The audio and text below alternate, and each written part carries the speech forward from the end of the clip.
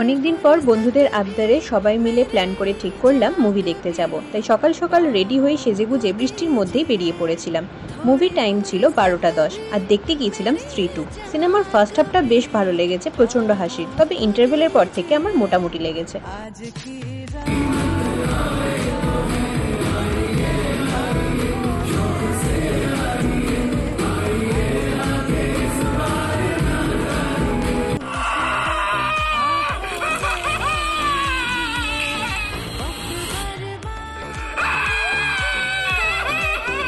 Movie শেষ হলো প্রায় 2:30 মতো বাজে। সবাই মিলে ডিসাইড করা হলো সাবির হোটেলে খেতে যাব।